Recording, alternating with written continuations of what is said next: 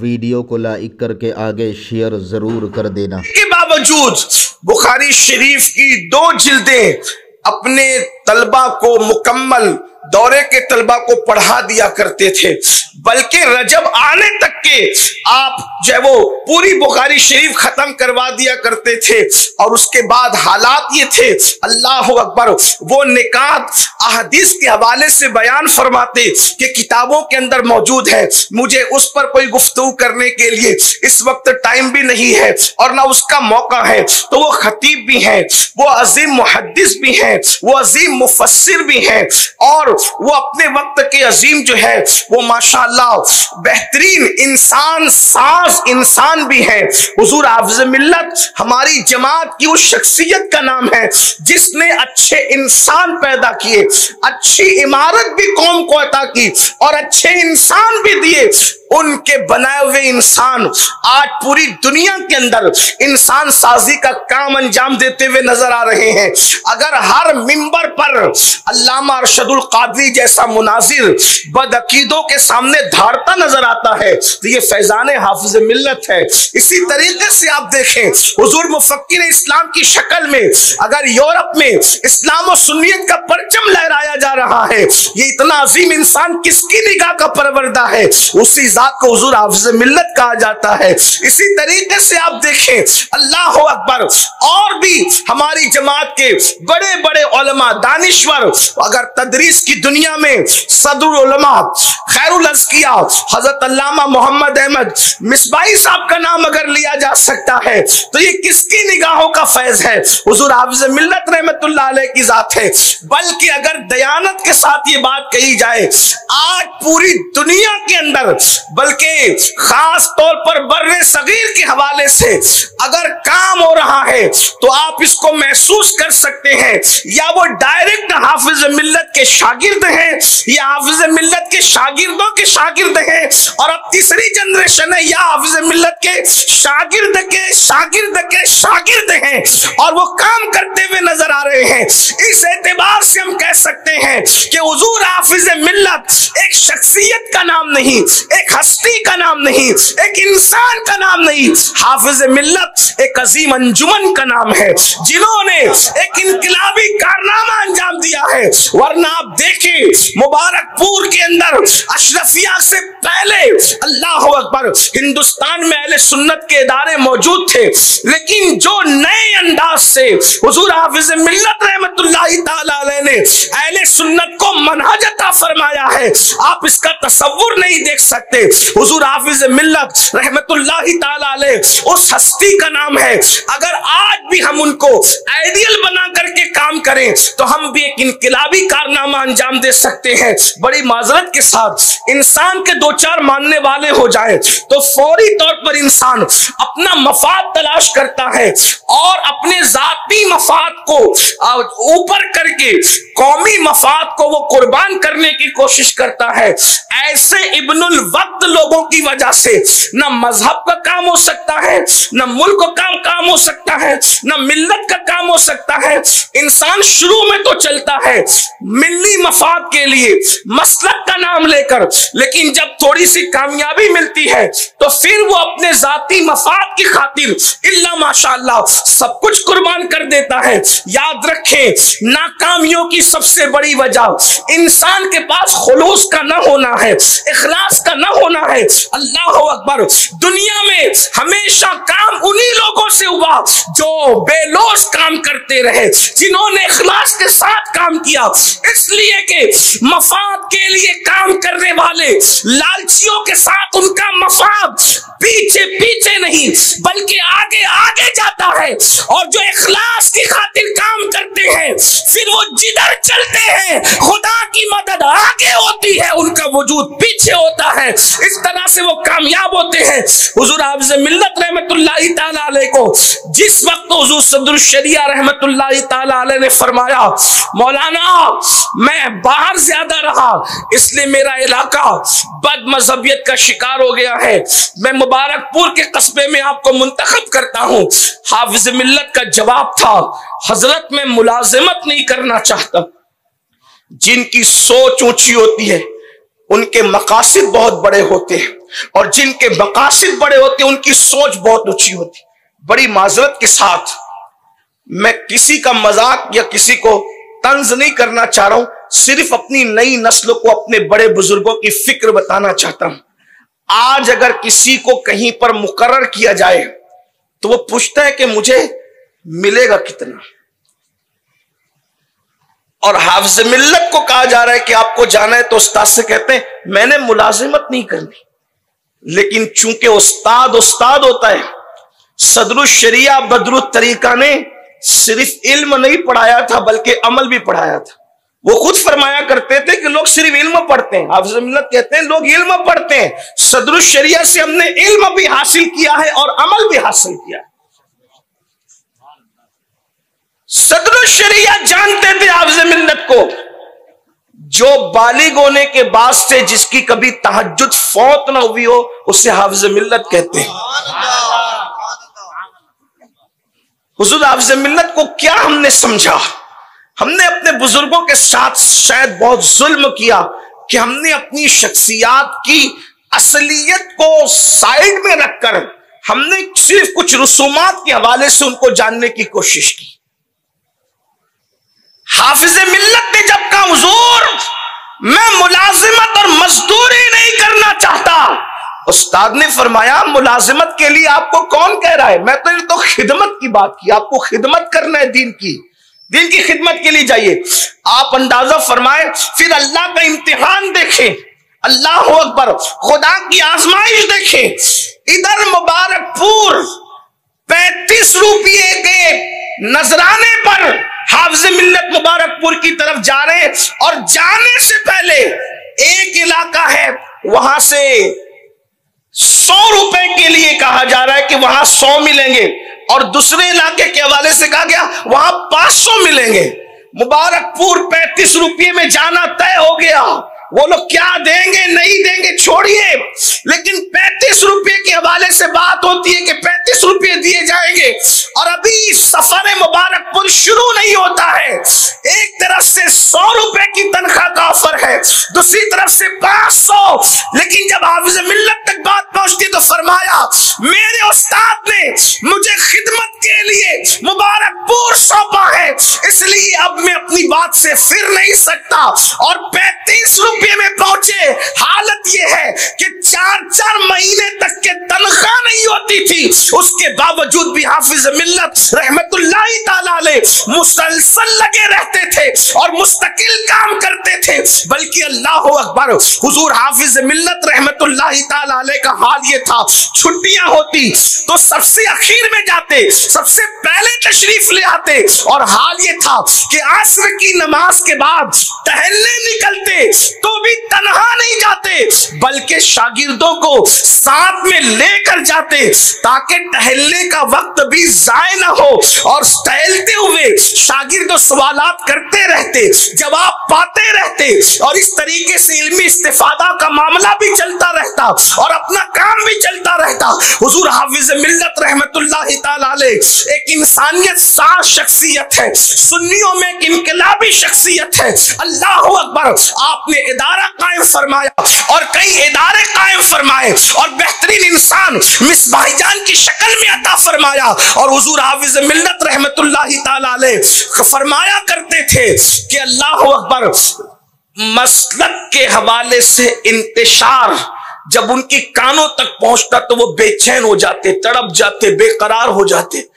आपकी जिंदगी का बेहतरीन पहलू ये है कि आप वक्त का सही इस्तेमाल करने की तलकीन फरमाते, आप काम के हवाले से बहुत लोगों को उभारते हैं, आप नसीहतें भी बड़ी खूबसूरत फरमाते हैं। हुजूर हाफिज मिल्लत रहमतुल्लाहि ताला अलैह चूंकि एक इंसान साज शख्सियत थे, तो आपकी जिंदगी के अंदर जो मलफूजात हैं, आपकी जबान से जो निकले हुए अल्फाज हैं, आपकी जबान से जो निकले हुए हिकमत भरे जुमले हैं, वो जिंदगी में इनकलाब पैदा करने वाले हैं। मिसाल के तौर पर आइए, एक मर्तबा का वाकया है कि हुजूर हाफिज मिल्लत रहमतुल्लाहि ताला अलैह एक जलसे में तशरीफ ले गए। आमतौर पे जलसों में हम लोग भी जाते हैं, आप लोग भी जाते हैं। कभी कभी ऐसा होता है कि माइक बिगड़ जाता है, और जब माइक बिगड़ता है तो अक्सर मुकर्रिर लोग हो, नातखा लोग हो, नाजिम लोग हो, अहले मिंबर हो या मजलिस के लोग हो, क्योंकि जब बात बहुत खूबसूरत चल रही होती है और जब माइक बिगड़ता है तो खलल वाक़ई होता है, तो सबका टारगेट माइक वाला भैया हो जाता है, क्योंकि ची की आवाज आई, वो आई, सब एतराज करते, उसको घूर के देखने लगते हैं। लेकिन आज ये हाफिज मिल्लत का अंदाज क्या था, अल्लाह अकबर। जैसे ही माइक खराब हुआ, लोगों ने, मिंबर वालों ने और जमीन वालों ने माइक वाले को घूरना शुरू किया। तो हाफिज मिल्लत ने कितना प्यारा जुमला फरमाया, इरशाद फरमाते हैं, अरे माइक बिगड़ा है, इसमें माइक वाले का क्या कसूर है, माइक मशीन है, मशीन बिगड़ी तो इंसान का क्या कसूर है। और फिर एक तारीखी जुमला फरमाते, फरमाया मशीन बिगड़ने से उतना नुकसान नहीं होता जितना इंसान के बिगड़ने से नुकसान होता है। अल्लाह अकबर। अंदाजा करें क्यों, अब उसकी तशरीह आप थोड़ा सा समझे। एक मशीन बिगड़ती है, वो मशीन दूसरी मशीन को नहीं बिगाड़ सकती, मगर एक इंसान बिगड़ता है, वो पूरी कौम को बिगाड़ देता। मशीन बिगड़े तो उतना नुकसान नहीं होता जितना इंसान के बिगड़ने से नुकसान होता। हुजूर हाफिज मिल्लत का अंदाज देखें, हम मशीनों के बिगड़ने पे नाराज हैं, हाफिज मिल्लत इंसानों के बिगड़ने की बात। आप देखें तो सही, बिगड़ा हुआ इंसान बिगड़ी हुई मशीन को घूर के देख रहा है। अंदाजा तो फरमाए, अंदाजा तो फरमाए, मशीन के बिगड़ने पे हमको इतना गुस्सा है, हमारे बिगड़ने पे कुदरत कितनी नाराज होगी। आप अंदाजा करें, हम जो बिगड़ गए, हमारे अफकार जो बिगड़ गए, हमारे नजरियात जो बिगड़ गए। हुजूर हाफिज मिल्लत ने, चूंकि जब बंदा अल्लाह की रजा के लिए जीता है तो अल्लाह उसकी जबान पर हिकमत वाले जुमले जारी कर देता है। हाफिज मिल्लत फरमाया करते थे, कम खाओ बदन सलामत रहेगा। वो बेहतरीन हकीम भी थे, बल्कि हकीम इब्ने हकीम थे, हिकमत जानते थे, बल्कि उनकी शुरुआत ही हुई हिकमत सीखने से। जो उनकी जिंदगी के बारे में मैं समझता हूं कि मुझसे ज्यादा अहले मिंबर हाफिज मिल्लत के बारे में जानते हैं। कुछ लोग ने उनकी जियारत भी की होगी, और उनकी जियारत करने वालों की जियारत तो आपने, हमने सभी की है। लेकिन तवज्जो करें, हुजूर हाफिज मिल्लत की शख्सियत को मैंने नहीं देखा, लेकिन मैं मुजाहिद मिल्लत, मुफ्ती आजम और हाफिज मिल्लत को टूट कर चाहता हूं। उसकी वजह यह है कि मैंने हाफिज मिल्लत के, मुजाहिद मिल्लत के, मुफ्ती आजम के शागिर्दों को, मुरीद को और परवरदों को देखा, तो मैं इस नतीजे पे पहुंचा कि जिन लोगों को उन लोगों ने बनाया वो इतने अच्छे हैं, तो वो लोग कितने अच्छे होंगे। हम लोग देखते हैं, हुजूर मुफक्किर इस्लाम को देखते हैं, हुजूर रईसुल मुफस्सिरीन को देखते हैं, इन जैसे हुजूर सदरुल उलमा को देखते हैं, इन जैसे लोगों को हम देखते हैं, अल्लामा अरशदुल कादरी को हमने देखा है, तो मुफ्ती शरीफुल गमजदी रहमतुल्लाह अलैह को देखा है। तो इन लोग का इल्म, इनका तकवा, इनकी परहेजगारी, तो जब एहसास होता है कि या अल्लाह ये लोग इतने अच्छे हैं, तो वो लोग जिन्होंने इनको सजाया है, संवारा है, नोक पलक दुरुस्त किए, वो कितने अच्छे होंगे। तो बिन देखे उन लोगों के लिए अकीदतें जो दिल में पैदा होती है। तो हाफिज मिल्लत हकीम भी थे, फरमाते हैं कम खाओ बदन के लिए अच्छा है। सेहत कम खाने में, कम खाओगे बदन अच्छा रहेगा, सुभान अल्लाह। लेकिन तवज्जो करें, आज हमारा हाल क्या है। शायद हम ये सोचते हैं कि जितना ज्यादा खाएंगे उतना सेहतमंद रहेंगे, हालांकि बुजुर्ग लोग फरमा रहे कम खाओगे तो बदन सलामत रहेगा। बदन की सलामती कम खाने में है, और फरमाते रूह की सलामती गुनाह छोड़ देने में। अगर बदन सलामत रखना है कम खाओ, रूह सलामत रखना है गुनाह छोड़ दो। बदन की सलामती कम खाने में, रूह की सलामती गुनाह छोड़ने में, और दीन की सलामती कसरत से दुरूद शरीफ पढ़ने में है। गुनाह छोड़ो, रूह सलामत रहेगी, और कसरत से दुरूद पढ़ोगे तो इंशाअल्लाह तबारक व तआला आपका दीन सलामत रहेगा। कितने मुख्तसर से अल्फाज हैं, और इन मुख्तसर से अल्फाज में हुजूर हाफिज मिल्लत रहमतुल्लाहि ताला अलैह ने कितनी बड़ी बात फरमा दी है, कितनी अजीम बात फरमा दी है। चूंकि वक्त खत्म हो रहा है, इसलिए मैं हुजूर हाफिज मिल्लत रहमतुल्लाह अलैह का एक आखिरी मलफूज पढ़ करके अपनी गुफ्तगू को मुकम्मल करता हूं। हुजूर हाफिज मिल्लत रहमतुल्लाह अलैह अपने शागिर्दों पर, अपने मुरीदों पर नजर रखा करते थे और उनको मना करते थे अक्सर सिगरेट पीने के हवाले से, तंबाकू खाने के हवाले से, इसी तरीके से हुक्का पीने के हवाले से हुजूर हाफिज मिल्लत बहुत सख्ती से मना फरमाते थे। और जब कोई सिगरेट पीता, बीड़ी पीता, हुक्का पीता, तंबाकू खाता, तो हुजूर हाफिज मिल्लत रहमतुल्लाह अलैह इरशाद फरमाया करते थे कि लोग भी कितने अजीब है ना, कि अपनी हलाल की कमाई को वो जला करके उससे धुआं निकालते हैं और उस धुएं से लुत्फ लेते हैं। अल्लाह अकबर। हाफिज मिल्लत फरमाते दीन का काम हो या दुनिया का काम हो, उनके अल्फाज पे तवज्जो करें, अल्फाज उनके हैं, जबान मेरी है। हुजूर हाफिज मिल्लत फरमाते दीन का काम हो या दुनिया का काम हो, जब आपकी सेहत सलामत है तभी आप कर सकते हैं। आप अच्छे कारोबारी कब होंगे? जब आपकी सेहत सलामत है। आप अच्छे उस्ताद कब होंगे? जब आपकी सेहत दुरुस्त है। आप अच्छे बाप कब साबित होंगे? जब आप सेहतमंद है। आप अच्छे शौहर कब साबित होंगे? जब आप सेहतमंद है। आप अच्छे दोस्त कब साबित होंगे? जब आप सेहतमंद है। इसी तरह से अगर आप तहज्जुद पढ़ना चाहते हैं, सेहतमंद है तो पढ़ सकेंगे। नमाजें पढ़ना चाहते हैं, सेहतमंद हो तो पढ़ सकेंगे। रोजे रखना चाहते हैं, सेहतमंद हो तो कर सकेंगे। तो याद रखना, अच्छी सेहत की वजह से आदमी दीन और दुनिया दोनों के काम कर सकता है। लेकिन आज आप अंदाजा करें, हमने अपनी सेहत ही का ख्याल नहीं किया। कुछ लोग ये समझते हैं सिर्फ तस्बीह और मुसल्ला ही दीन और इस्लाम है। माअज़ अल्लाह। याद रखना, सेहत का ख्याल करना ये भी इस्लामी तालीमात में से है। अल्लाह अकबर। बेजा रात के 3-3, 4-4 बजे तक जागना सेहत के लिए मुज़िर है। इसी तरह रातों को भटकते रहना सेहत के लिए मुज़िर है। इसी तरह से देर से उठना सेहत के लिए मुज़िर है। अल्लाह अकबर।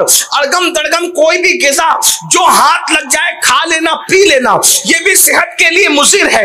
अल्लाह के रसूल सल्लल्लाहु अलैहि वसल्लम सेहत का इतना ख्याल फरमाते थे कि जिस खाने के बाद सुस्ती पैदा होती है, अल्लाह के रसूल ने सुस्त करने वाले खानों को भी जिंदगी में कभी हाथ नहीं लगाया।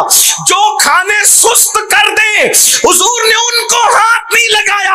और जो चीजें आज बीमारियां पैदा कर रही है मेरी कौम के जवान उसके अंदर डूबे चले जा रहे हैं। आज सिगरेट का मशगला बढ़ता जा रहा है, हुक्के का मशगला बढ़ता जा रहा है, तंबाकू नोशी, गुटखा नोशी बढ़ती जा रही है। और तंबाकू और गुटखा नोशी के चक्कर में अल्लाह अकबर, फिर बाज़ाब्ता तौर पर इस्लाम दुश्मन अनासिर हमारे दरमियान नशे को प्रमोट कर रहे हैं। आप जानते हैं गुटखे ही की पुड़िया में एमडी की मिलावट हो रही है, तंबाकू ही की पुड़िया में बाज़ाब्ता तौर पर नशे की मिलावट हो रही है।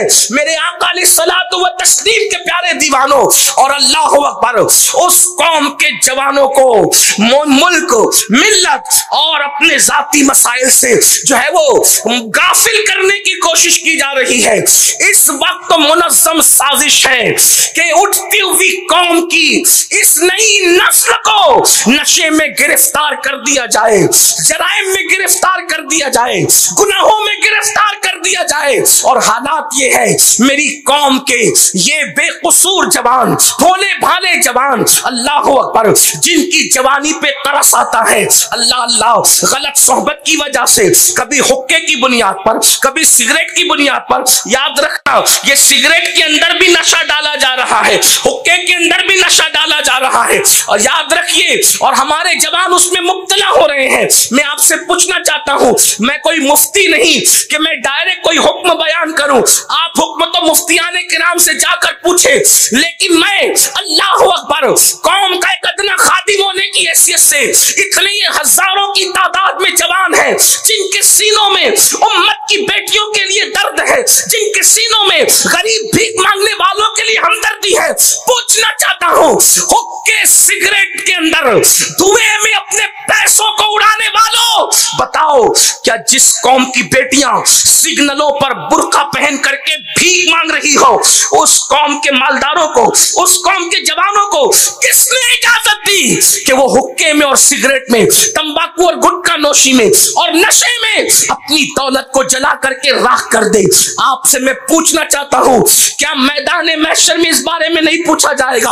अपनी जवानी पर घमंड करने वालों, अपनी जवानी पर गुरूर करने वालों, अपनी जवानी पे नाश करने वालों, बताओ अगर हम ये सिगरेट, गुटके, हुक्के के पैसे बचाएंगे तो क्या हम किसी गरीब की बेटी जो 30-35 साल की उम्र में सिस्कियां ले रही है, उसके शादी का इंतजाम नहीं है, तो क्या हम उसके सर पे दुपट्टा नहीं डाल सकते, उसको सुहागन नहीं बना सकते?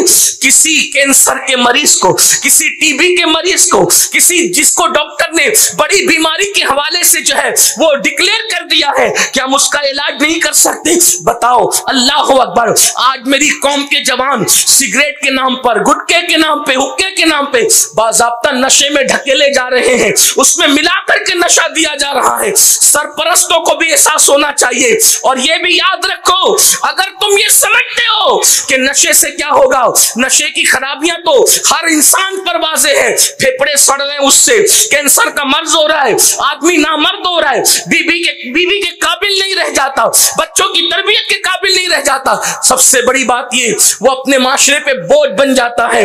अल्लाह अकबर। और इस्लाम दुश्मन ताकतों की साजिश ये है कि ऐसे आप मफलूज कर दो मुस्लिम जवानों को, न ये पढ़ सके, न तिजारत कर सके, न आगे बढ़ सके। अल्लाह अकबर। मैं बात समेट रहा था, बात समेटते हुए एक बात कहूं, नारे तकबीर, नारे रिसालत, बात समेटते हुए एक बात कहूं, मेरी कौम के जवानों से ही कौमों का मुस्तकबिल वाबस्ता होता है।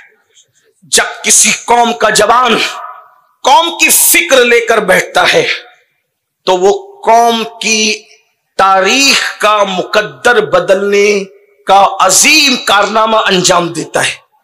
एक अब्दुल अजीज, जिसे दुनिया हाफिज मिल्लत कहती है, अगर कमस करके खड़ा हो गया तो हिंदुस्तान में भी एक अजहरे हिंद तामीर हो गया। दुनिया के खित्ते खित्ते में मिसबाहियान की एक अजीम टीम नजर आ रही है। जो मिसबाही नहीं है उनका भी ताल्लुक किसी न किसी मिसबाही से है, कड़ी तो जुड़ी हुई है।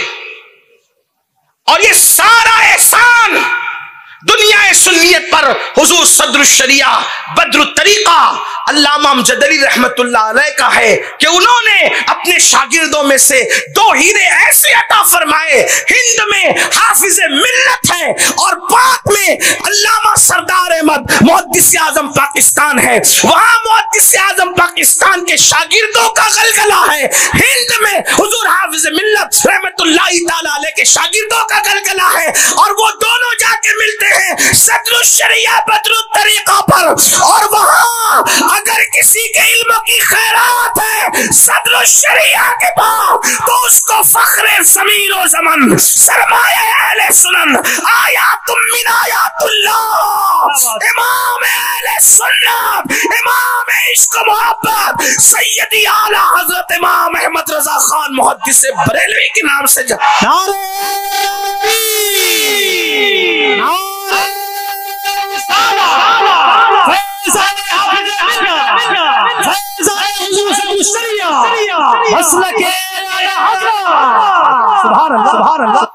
लोग कहते हैं मौलाना अहमद रजा ने क्या किया। मैंने कहा खुदा की इज्जत की कसम, कमरे में बैठकर ऐसे शागिर्द तैयार किए कि वो चिराग से चिराग ऐसे रोशन हुए कि अब बर्रे सगीर में इंशाअल्लाह सुन्नियत की चिराग को दुनिया की कोई ताकत बुझा नहीं सकती। क्या बात है, वाह वाह वाह, सुभान अल्लाह, सुभान। ये इमाम अहमद रजा यानी कि सिर्फ वो कमरे में बैठकर उन्होंने एक 14वीं सदी के मुजद्दिद का फरीजा अंजाम नहीं दिया, बल्कि 14वीं सदी के मुजद्दिद ने इमाम महदी के ज़हूर तक का इंतजाम फरमा दिया। क्या बात है, वाह वाह सुभान अल्लाह। किताबों की शक्ल में हो, किताबों की शक्ल में हो, या अफराद साजी के मामले में हो, या इश्क मोहब्बत के मामले में हो। इमाम अहमद रजा का वो यार ये मेरी अपनी बात नहीं है, हुजूर हाफ़िज़ मिल्लत खुद फरमाया करते थे, अल्लामा शामी के बाद इमाम अहमद रजा जैसा फकीह दुनिया में पैदा नहीं हुआ। बेशक बेशक। अल्लामा शामी के बाद इमाम अहमद रजा जैसा फकीह दुनिया में नहीं आया। ये इमाम अहमद रजा का कारनामा है, लोगों को पता नहीं, कहते यार वो तो एक मौलाना ही थे, उनका जिक्र इतना क्यों होता है। मैंने कहा उस मौलाना ने मौलाए रोम का किरदार अदा किया है, अगर किसी को नहीं पता है तो उसका अपना कसूर है।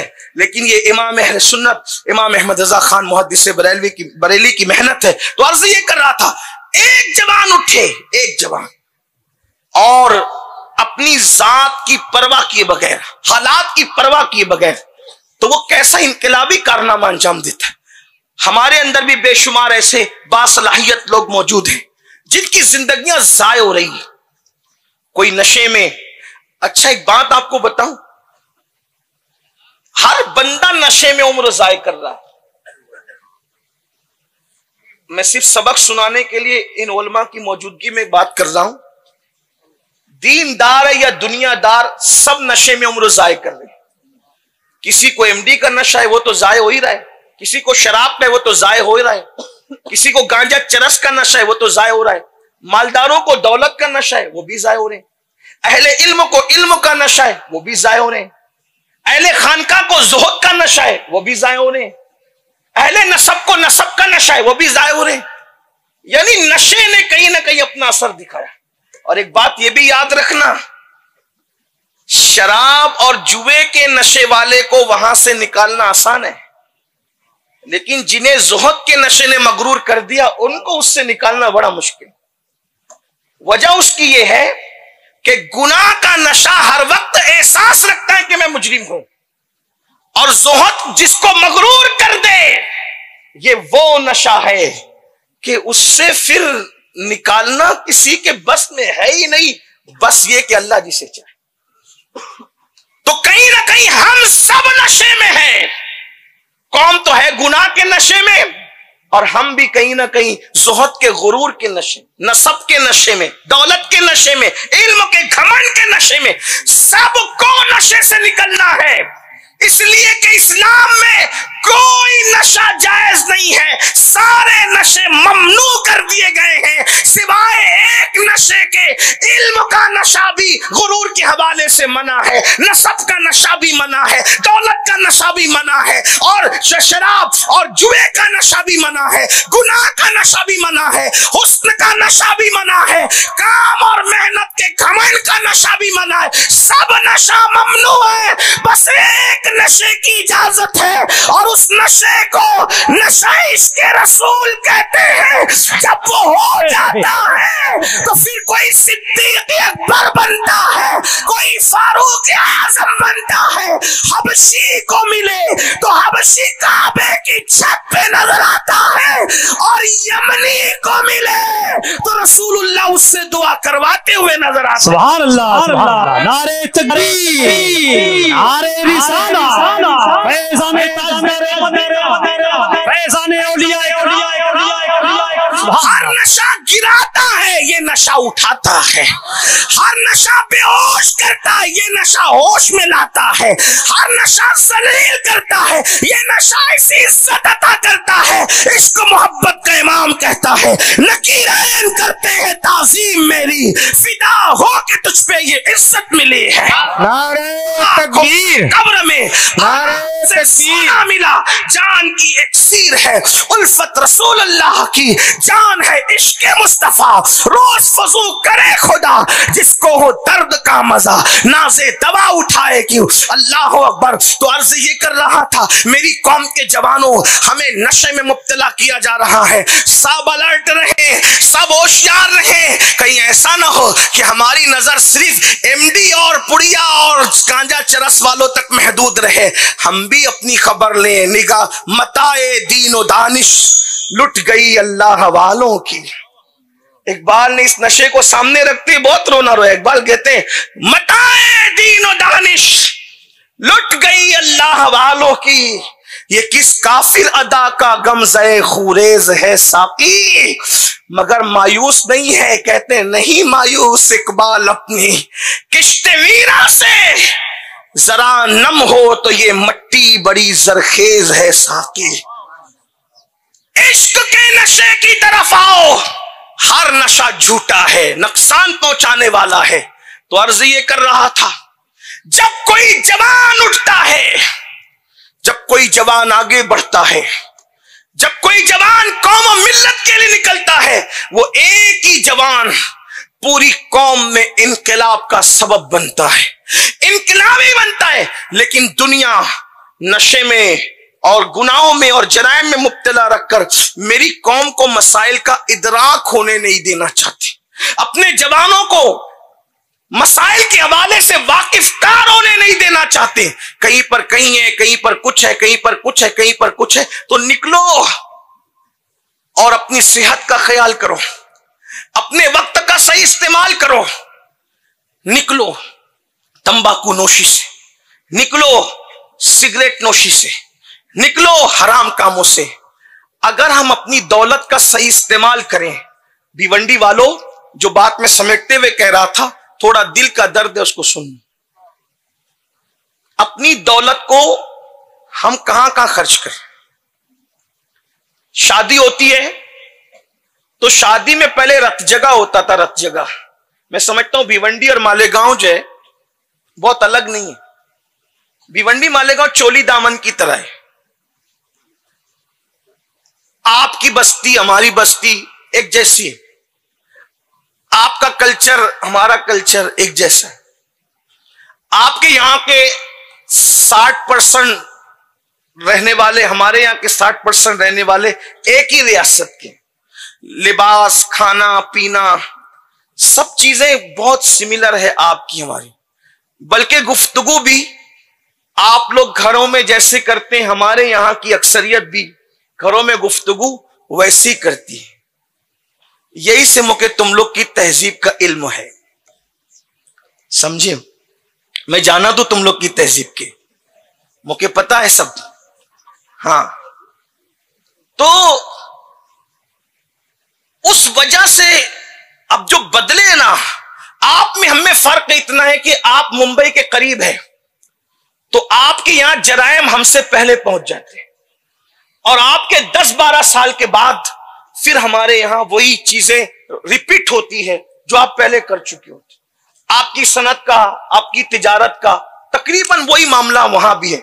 बल्कि लोड शेडिंग वगैरह जो आपके यहां होती है उसका भी तकरीबन वही मामला। जैसे आपके यहां बहुत गड्ढे हैं, आपके जैसे मुस्लिम जो वो कायदीन आपके गड्ढे सुधरने नहीं देते, कुछ कमोबेश वही हालात हमारे यहां भी है।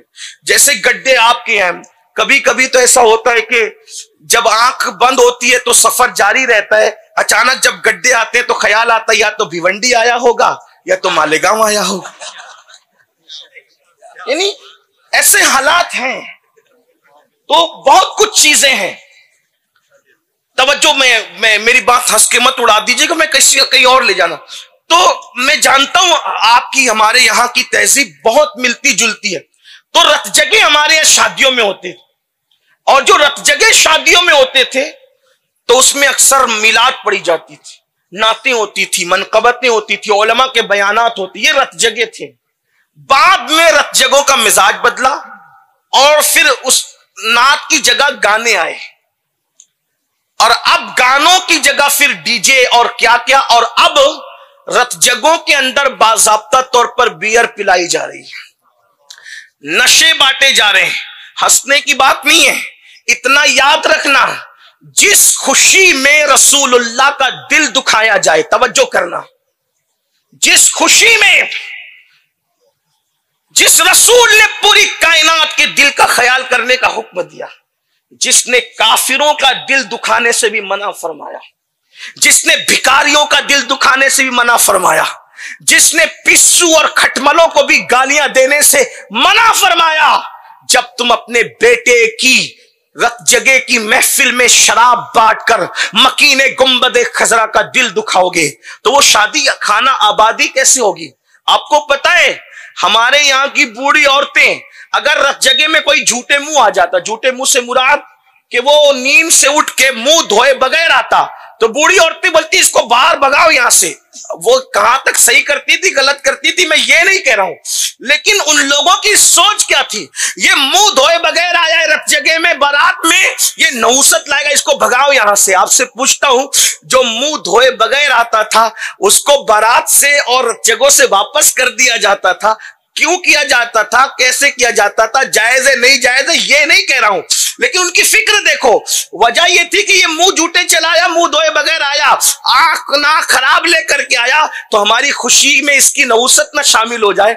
कितना नादान हो गया आज का मुसलमान, बेटे की बारात में शराब बांट रहा है, हुजूर का दिल दुखा रहा है, तो ये नहुसत तुम्हारे बेटे की शादी में नहीं लगेगी। रसूलुल्लाह के दिल को अजियत पहुंचा रहे हो, ये नहुसत तुम्हारे बेटों की शादी में नहीं लगेगी। क्या वजह है? हाथ की मेहंदी भी नहीं छूटती और तलाक तक की नौबत आ जाती है। क्या वजह है? अल्लाह अकबर, हाथ की मेहंदी भी नहीं छूटती, सास बहू के झगड़े शुरू हो जाते।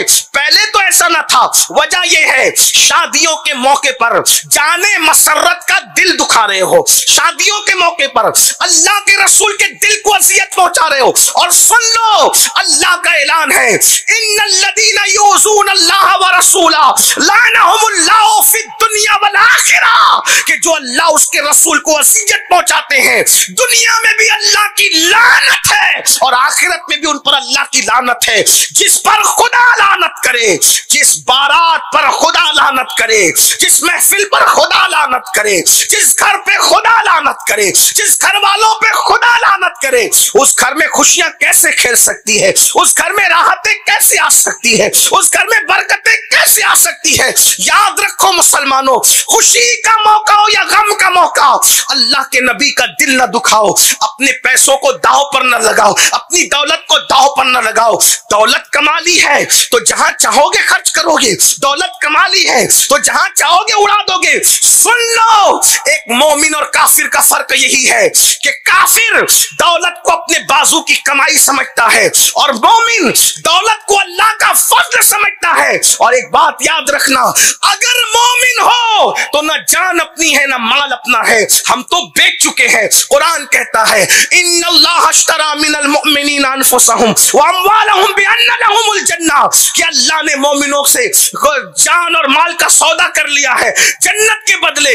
अल्लाह अकबर, अंदाजा फरमाए, फिर भी अपनी दौलत को दांव पे लगा रहे हो। और हम व्हाट्सएप पर क्या बातें करते हैं, बात इख्तितामी कर रहा था लेकिन बात निकल आई तो जो बात करने जा रहा था आखिरी वही बात पेश कर रहा हूं। अल्लाह अकबर, हम क्या बातें करते यार, आज हमारी कौम की बेटियां बाजारों में बिक रही है, लॉजों में बिक रही है और जो वो मुर्तद हो रही है, दूसरों का हाथ पकड़ के जा रही है। मैंने कहा किसी को शौक है, मैं बात एंड की तरफ ले, लेकिन पूछता हूं किसी को शौक है? याद रखना, खुदकुशी का किसी को शौक नहीं है, मुर्तद होने का किसी को शौक नहीं है, लाजों में आबरू बेचने का किसी को शौक नहीं है। हालात इंसान को इतना मजबूर कर देते हैं, जब लोग उसको सहारा नहीं देते तो फिर इंसान बिगड़ता है। हालांकि जो बिगड़ रहे, मैं उनकी तायीद नहीं कर रहा हूं। हम लोग तो वो लोग हैं कि यार अगर फाका करना पड़े, पेट पे पत्थर बांधना पड़े तो बांध लो, लेकिन बिगड़ो मत। लेकिन आपको बता रहा हूं, मैं उनकी तायीद नहीं कर रहा हूं। अगर लॉजों में बेटियां बिक रही है तो इसमें कहीं ना कहीं हमारी कोताहियां हैं। हमने अपने बुजुर्गों का तरीक छोड़ा, अपना मसलक, असल मसलक छोड़ा, असल दीन छोड़ा, और हमने अपनी तबीयत की गुलामी की। आपसे पूछता हूं, उर्स के मौके पर 1 लाख की चादर अपने पीर की कब्र पे हम डालते हैं। ये बात कहो तो लोगों को तकलीफ होती है। मैं कहता हूं, मेरा पीर अगर जन्नती है तो मेरे पीर को 1 लाख की चादर की जरूरत क्या है?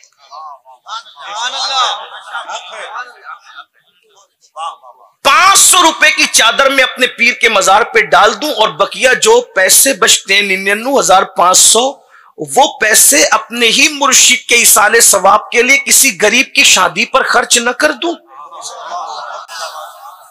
ये अपने बुजुर्गों की फिक्र है, हाफिज मिल्लत की फिक्र है, मुजाहिद मिल्लत की फिक्र है, सदरुल शरिया की फिक्र है, मुफ्ती आजम की फिक्र है, उज्जतुल इस्लाम की फिक्र है, आला हजरत की फिक्र है।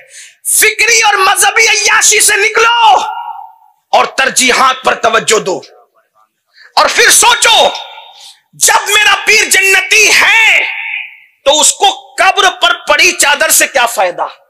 उसको तो जन्नत का वो लिबास मिल गया कि अब वो मेरी चादर का मोहताज न रहा। लेकिन हमने इसकी तरफ तवज्जो करने की बजाय हमने नुमाइशों की तरफ ज्यादा तवज्जो की। बल्कि हमारे उलमा कहते हैं कि अगर शरई उर्स देखना है तो जाओ हाफिज मिल्लत की बारगाह में जाकर देखो, और जहां शिरनी चादर घाघर बिकती है वहां जाओ तो किताबें बिकती है, जाके देखो वहां पर। यही फर्क है इल्म वालों के उर्स का और यही फर्क है जाहिलों के उर्स का। ये देख लें आप, उलमा जो उर्स करते हैं उस उर्स को जाके देखें आप। उर्स शरई देखना है तो मारेरा मुताहरा में जाकर उर्स कासमी के मौके पे देखो, जहां के सज्जादगान खुद खड़े होकर के कहते हैं, बल्कि हुजूर रफी के मिल्लत अल्लामा सैयद नजीब हैदर साहब मुद्दजिल्लाहुल आली फरमाते हैं कि फूल खरीदने की बजाय किताबें खरीद के ले जाओ और अपने मस्जिद के इमाम को तोहफे में दो। ये फर्क है अहले इल्म के उर्स करने और जाहिलों के उर्स करने में। आपका हमारा उर्स क्या है? हम लोग उर्स करते हैं किसी का तो कव्वाल और कव्वालन का मुकाबला कराते हैं, और बंबई के सेठिए, कलकत्ता और दिल्ली के सेठिए और ये भिवंडी के सेठ और मालेगांव के सेठ लोग सिर्फ ये बताने के लिए कि मैं कितना वली का चाहने वाला हूं, कव्वालन पे लुटाता है। मैं पूछता हूं, जिस मजहब में औरत को बुलंद आवाज से कुरान पढ़ने के लिए मना किया गया है, उस मजहब में उर्स की तकरीब में कव्वालन का क्या काम है? हम सुन्नी महफिले सिमा के मुखालिफ कभी नहीं रहे हैं, क्योंकि हम जहां कादरी है वहां चिश्ती भी है। अगर कोई कुतुबुद्दीन बख्तियार काकी रहमतुल्लाह अलैह की तरह सिमा करता है तो हम उसके सिर्फ कायल और मायल नहीं बल्कि आमिल भी हैं। हमारे मुर्शिद हुजूर कुतुबुल अख्ताब सरकार कुतुबुद्दीन बख्तियार काकी का विसाल महफिले सिमा में हुआ। अल्लामा अहमद जाम के शेर पर कुछ तगाने खंजरे तस्लीम रहा, हर जमाज गैब जाने दी गरस। हुजूर मखदूम अशरफ जहांगीर सिमनानी का विसाल महफिले सिमा में हुआ। कौन नहीं जानता? लेकिन आपसे पूछता हूं, ये जो बाजारीपन का नंगा नाच हो रहा है अहले सुन्नत के नाम पे, इसे कौन रोकेगा? और उसका नतीजा क्या है? नतीजा ये है कि हमारी बच्चियां सिग्नलों पे भीख मांग रही, लॉजों में और हम क्या कर रहे हैं? जब ये देखते हैं ना, खासतौर पे मैं ये काम ये पूरी दुनिया को जहां तक अल्लाह करे पैगाम पहुंचे, भिवंडी और मालेगांव का हाल यह है, जब कोई बुर्का पहन करके लड़की कहीं पकड़ाती है तो, हालांकि ये भी मैं कहता हूं कि जरूरी नहीं है कि हर बुर्का पहनी हुई लड़की मुसलमान ही हो, साजिशें भी चल रही है, साजिशें भी, लेकिन बात बताने की है। जब पकड़ाती है ना तो हम क्या करते हैं, उसको व्हाट्सएप पर आम करते हैं, देखो वो फला के नहीं पकड़ाई और ये हुआ और वो हुआ। हमने उस पर एकदम क्या किया? हमने क्या कदम उठाया? जो बात एंड की तरफ जाती थी फिर बीच में बात आ जाती है, इसलिए वो रह जाती है, तो मैं उसको बात पूरी कर लूं क्योंकि टाइम जो होता था वो पूरा हो गया। 5 मिनट में अपनी बात हो सके, अल्लाह करे बरकत दे, अल्लाह टाइम में तो पूरी करूं। जब आप किसी गरीब की मदद नहीं करते, जब आप किसी मुफलिस की मदद नहीं करते, जब आप किसी हालात के मारे हुए को की मदद नहीं करते, तो उसके कदम नाजायज तरफ उठते हैं। बहुत फख्र से हम कहते थे, कहा करते थे बहुत फख्र से कि देखो खुदकुशी करने वाले जाहिल हैं, मस्जिद के इमाम लोग नहीं है, उलमा नहीं है। लेकिन लॉकडाउन ने हमारे इस गुरूर को खाक में मिला दिया। लॉकडाउन के बाद उलमा और अइम्मा की भी ये हालत हुई कि बाज बेसब्रे लोगों ने भी जो है वो खुदकुशी की, और ये वो दाग लगा है कि शायद अब मरे दम तक हमारे सीने से ये दाग धुल नहीं सकते। वजह कौम ने किया वो है, सबका ख्याल किया, अपने इमामों का ख्याल नहीं किया। सबका ख्याल किया, कौम के कायदीन जो अइम्मा उनका ख्याल नहीं किया। हमने जब भी किसी पीर साहब से मुसाफा किया, उनके हाथ में कुछ ना कुछ रखा, रखो अच्छी बात है, मैं कोई पीर का मुखालिफ नहीं, मैं भी पीर रखता हूं। लेकिन आपसे पूछता हूं, जिस पीर से साल भर में एक बार मुलाकात होती है उसके हाथ में तो कुछ रखते हो? जो रोजाना 5 मरतबा आपका इमाम बन के आपके आगे खड़े रहता है, जुमा के दिन उसके हाथ में कितना रखते हो? सुभान अल्लाह, सुभान अल्लाह। आप मुझे बताएं ना, मैं आपके पीर साहब का आपको बागी बनाने नहीं आया, हमारा मिशन ही नहीं है। आपके पीर की जुतियां, हर पीर की जुतियां हमारे सर आंखों पे है, लेकिन इमाम को 2 कौड़ी का कहते हो। और यार जिसने आपको कभी कुछ सिखाया ही नहीं हो, आप बताएं ना। तो इसका मतलब यह है कि हालात हम खुद बिगाड़ रहे हैं, और कुरान कहता है हालात नहीं बदलेंगे इन्नल्लाह ला युगय्यिरु मा बिकौमिन हत्ता युगय्यिरु मा बिअनफुसिहिम। अल्लाह उस कब किसी कौम के हालात को उस वक्त तक नहीं बदलता जब तक कि वो कौम खुद अपने हालात को नहीं बदलती। पीरों से भी मोहब्बत करो, माँ बाप से भी करो, अपने अइम्मा और उलमा से भी तो करो, इमामों से भी तो करो। जो आपके बेटे के कान में अजान से लेकर आपके बाप के जनाजे तक आपके साथ खड़ा है, उसका हमने कितना ख्याल किया, उनके बच्चों का कितना ख्याल किया, उनकी जरूरतों का कितना ख्याल किया, पास पड़ोस के गरीबों का कितना ख्याल किया, मुफलिसों का कितना ख्याल किया। आइए इसी तरह की एक दर्दनाक दास्तान सुनने में आती है। एक आर्टिकल बरसों पहले नजरों से गुजरा था, उसमें दो बातें बड़ी इबरत की। नंबर एक, अगर आप पाक दामन है तो इंशाअल्लाह करोड़ों गुर्बतें भी आपकी बच्चियों को कभी दागदार होने नहीं देगी। और नंबर दो, कि मरने के बाद किसी को कांधा लगाने की बजाय जीते जी उसको कांधा देने की कोशिश करो, हालात बदलेंगे। कहते हैं एक लड़की थी, उसकी 4-5 बहनें थी, बाप कैंसर के मर्ज का शिकार हो चुका था, मां भी बीमार रहने लगी थी और गुर्बत की वजह से कोई अच्छे घराने का रिश्ता नहीं आता था।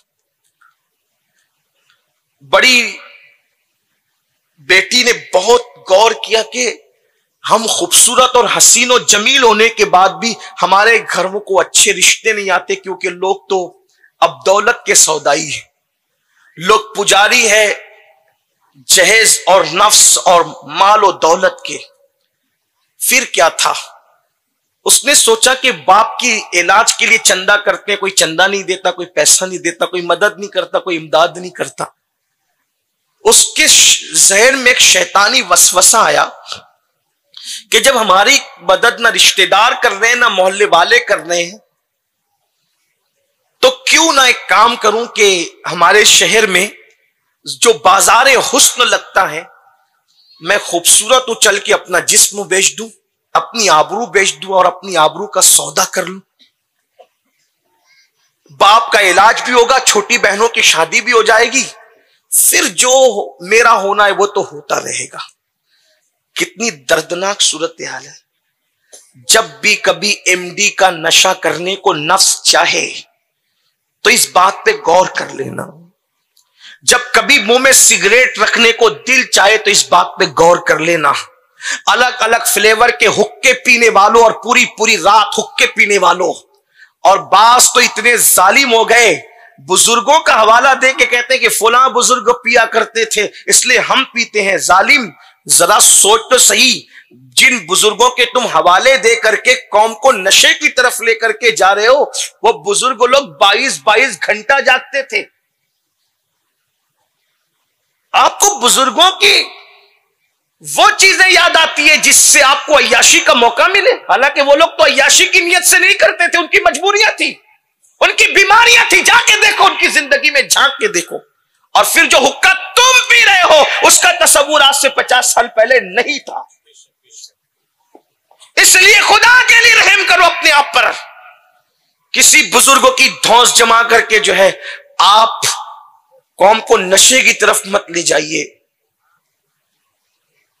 और बुजुर्गों की आबरू को दांव पर मत लगाइए। उस लड़की ने मंसूबा बनाया, जब कोई मदद नहीं कर रहा है तो मैं अपनी आबरू को बेच दूंगी। सोचो कितनी दर्दनाक सूरत हाल है। और ये बात को महसूस करो भिवंडी वालों, जिस वक्त रसूलुल्लाह की उम्मत की कोई बेटी गुर्बत की मजबूरी और हालात से लाचार होकर अपनी आबरू का सौदा करती होगी, तो उस वक्त गुंबदे खजरा में मुस्तफा जाने रहमत के दिल पर क्या गुजरती होगी, हुजूर के कल्बी अतर की कैफियत क्या होती होगी, कभी महसूस तो करो। इसलिए कि कोई बाप अपनी बेटी से उतना प्यार नहीं कर सकता जितना मुस्तफा जाने रहमत अपनी उम्मत से प्यार करते, अपनी उम्मत से मोहब्बत करते।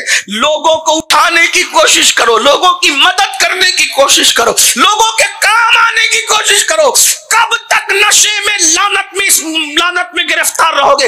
निकलो नशे की लानत से बाहर और अपनी कौम के लिए कुछ कर गुजरने का हौसला रखो। नहीं तेरा नशेमन कसरे सुल्तानी के गुंबद पर तू शाही है, बसेरा कर पहाड़ों की चट्टानों में। उकाबी रूह जब बेदार होती है जवानों में नजर आती है, उनको अपनी मंजिल आसमानों में। हाफिज़े मिल्लत की जिंदगी पुकार पुकार कर कह रही है कुछ करो, कुछ करो, कुछ करो। जमीन के ऊपर काम, जमीन के नीचे आराम। दुनिया में काम करने आए हो।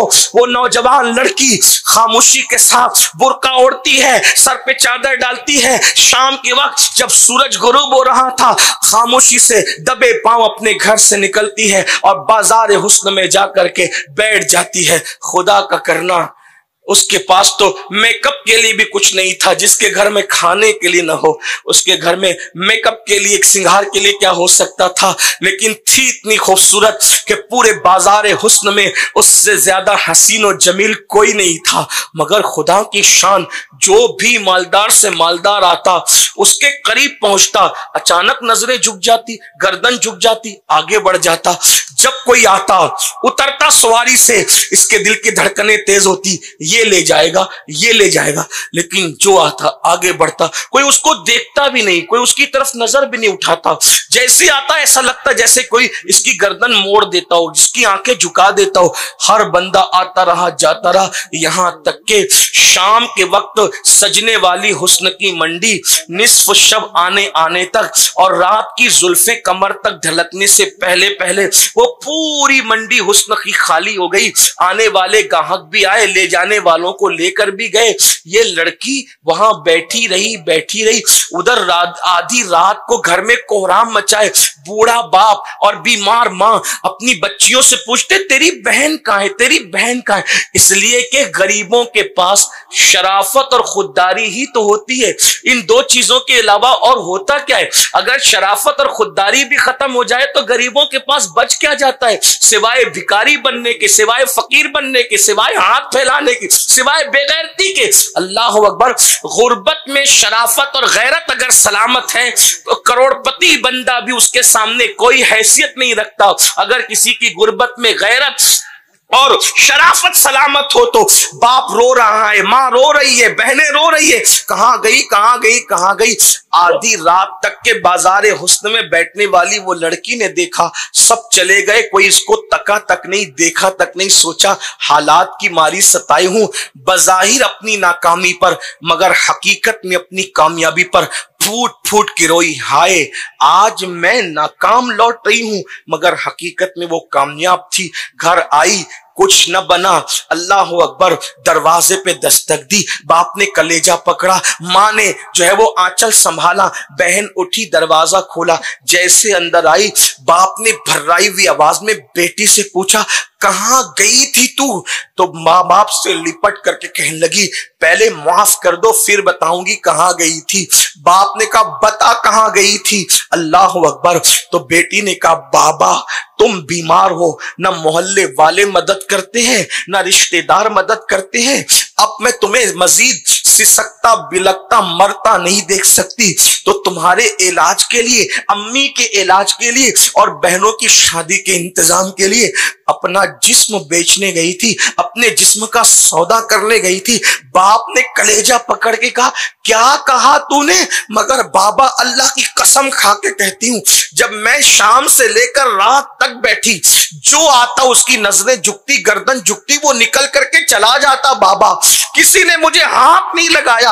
अल्हम्दुलिल्लाह मैं बजाहिर नाकाम मगर हकीकत में कामयाब लौटी हूं। मुझे माफ कर दो बाबा, अब ये गलती नहीं करूंगी। बाप ने आंसू पोंछते हुए चमकती हुई आंखों से कहा मेरी बेटी अल्लाह की कसम तू सच कह रही है। वल्लाह अगर तू आधी रात नहीं अपनी आधी जिंदगी भी बाजारे हुस्न में बैठी होती तो भी तुझे कोई न तकता, तेरी आबरू का सौदा न करता। बेटी ने कहा बाबा इतने यकीन से कैसे कह रहे हैं? फरमाया मेरी बेटी, मुझे अपनी जात पे नहीं अपने नबी की बात पे भरोसा है। मेरे नबी ने कहा कमा तदीन तुदान, तुम जैसा करोगे वैसा पाओगे। बेटा तेरे बाप ने कभी भी किसी औरत को गलत नजर से नहीं देखा। जब तेरे बाप ने किसी औरत पर गलत नजर नहीं डाली तो मेरी बेटी पर कोई गलत नजर कैसे डाल सकता है? मैंने औरों की आबरू बचाई, अल्लाह ने मेरी बेटी की आबरू बचाई। याद रखना, तुम लोगों की आबरू को तहफ्फुज दो, अल्लाह तुम्हारे घर की बेटियों की आबरू बचाएगा। मगर याद रखना, अपनी दौलत के नशे में दौलत को दांव पे लगाने वालों, हमारी अय्याशियों से कितनी बेटियों की आबरू खतरे में है इसका भी अंदाजा करो। तरजीहात को पर तवज्जो दो और अपने लिए मकासिद मुतय्यन करो। हाफिज मिल्लत ने यही पैगाम दिया। दुनिया के बेहतरीन लोग वो हैं जो अपने लिए नहीं जीते, अपनी कौम के लिए जीते। अगर हाफिज मिल्लत भी अपने लिए इमामत करते और मदरसे के तदरीस के काम अंजाम देते तो शायद इतना बड़ा मजमा उस मर्द कलंदर के नाम पे जमा ना होता। ये मजमा बता रहा है और इस तरह की दुनिया भर में महफिलें मुनक्किद हो रही होगी और ये लोगों की अकीदतें बता रही है। जो अल्लाह के लिए जीते हैं वो मरने के बाद भी जिंदा रहते हैं, महफिलों में, जबानों में, बयानों में। और इंशाअल्लाह जब तक चांद सूरज निकलते डूबते रहेंगे हाफिज मिल्लत का नाम जिंदा रहेगा। इसलिए कि मेरे आका ने फरमाया जो इल्म के हवाले से जिंदगी पाता है वो हमेशा जिंदा रहता है। क्यों? इसलिए कि वीडियो अगर अच्छा लगा हो तो लाइक करके आगे शेयर ज़रूर कर देना। अल्लाह रब्बुल इज़्ज़त इसका सिला, इसका सवाब आपको ज़रूर अता फ़रमाएगा। और अपने दोस्तों से इस चैनल को ज़रूर सब्सक्राइब कराइएगा ताकि वो लोग भी जो है दीनी मालूमात हासिल कर सकें। अल्लाह हाफिज़। अस्सलामु अलैकुम व रहमतुल्लाहि तआला व बरकातुहू।